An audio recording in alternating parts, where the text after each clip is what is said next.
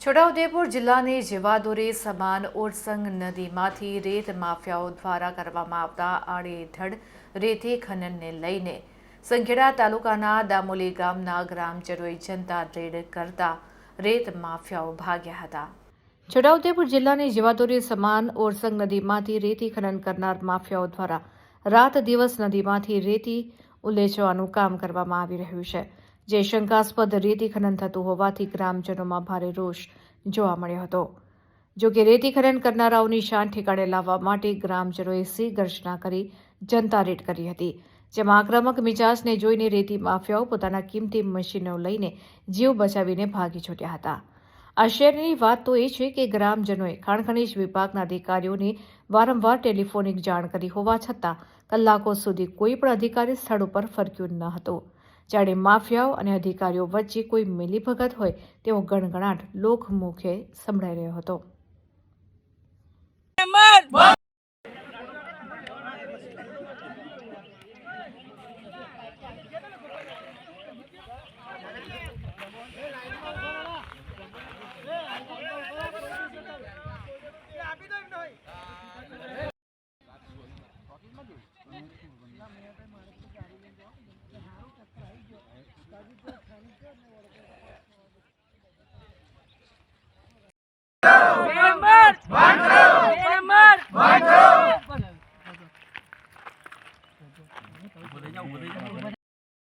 ગામ દમોલી રતનપુર ગ્રામ પંચાયતમાં દમોલી ગામ આવેલું છે।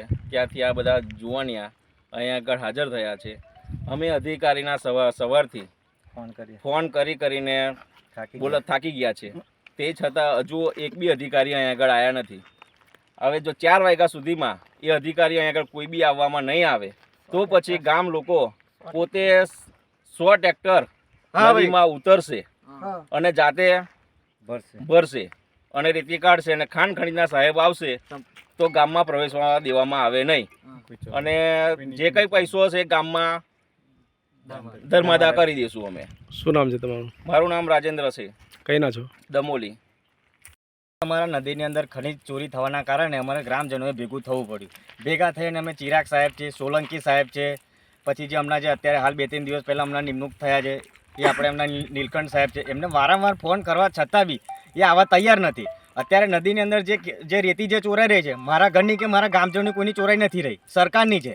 તો સરકારના હિત અમે એમને સહકાર આપવા માટે તૈયાર છે, પણ એમને આવવાની આગળ ફરજ છે અને એ ફરજ બી એ લોકો નિભાવવા માટે તૈયાર નથી। તો તપાસ એમની પર બી થવી જોઈએ। ના આવવાનું કારણ તમે આપો।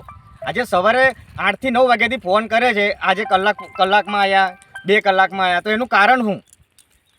આજે ખનીજ થયું એટલા માટે અમે આગળ ભેગા થયા છે। હવે આ બધા ભેગા થયા છે, બધા ભૂખ્યા તરસ્યા છે। અત્યારે હાલ ભૂખ હડતાલ એટલા માટે બેસવું જ પડે કે એમની રાહ જોઈએ છે, એ આવવા માટે તૈયાર નથી। ના આવવાનું કારણ નહીં આપે। આગળની શું છે વિચાર તમારા સાહેબ ન આવે તો? વિચારમાં એવું છે કે ભાઈ જે ગામની અંદર જે ગામની ભાગોળમાં જે ખનીજ છે એ ચોરી થવું જોઈએ નહીં।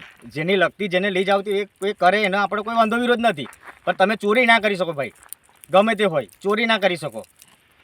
શું નામ છે તમારું? મારું વસાવા હેમંત।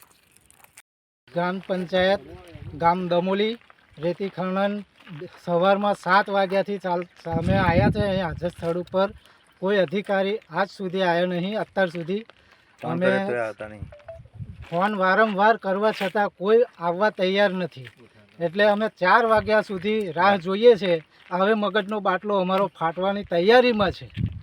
જો 4 વાગ્યા સુધી ખાણ ખનીજની સાહેબની કોઈ પણ રિસ્પોન્સ નહીં મળે અમને, તો અમે ગામજનોએ નક્કી કર્યું છે કે 50 થી 60 ટ્રેક્ટર ગામના ઉતરશે અને જે પણ આવક થશે, જે રેતીનો પૈસો આવશે તે ગામમાં વપરાશે। અમે એ નક્કી કરેલું છે। હવે શું નામ છે તમારું? મારું નામ ચૌહાણ વનરાજ છે। કયા ગામના? દમોલી ગામના। બોલો। કંઈ પણ સ્થળ ઉપર બનાવ બનશે તેની જવાબદારી પૂરી ખાણ ખનીજ વિભાગની રહેશે। ગામ દમોલી, તાલુકો સંખેડા, જિલ્લો છોટાઉદેપુર। આજે દમોલી ગામમાં રેતી ખનન માફિયા 2 ફાર્મ બનેલા છે અને તમે જોઈ લો આજે રેતી એટલી ખોદેલી છે, પણ આમાં સવાર 7 વાગ્યાના જનતા રેડ કરેલી છે। સાહેબોને ઘણા ફોન કર્યા પણ કોઈ અધિકારી આવા રાજી નહીં, એટલે આજે બધા ગામના યુવાનો બધા બેઠા છે ધરના પર। જે લગી સાહેબ નહીં આવે તે લગી અમે અહીંયા બેસશું અને અમારે ન્યાય જોઈએ. અને આ જે પિલ્લરો મારા બધા ખોટામાં આવેલા છે એ બધું જોઈ લેજો. અને સાહેબને અમે વિનંતી કે આવીને આ તપાસ કરે અને અમારો ન્યાય મળે. શું નામ છે તમારું? સુરેશભાઈ.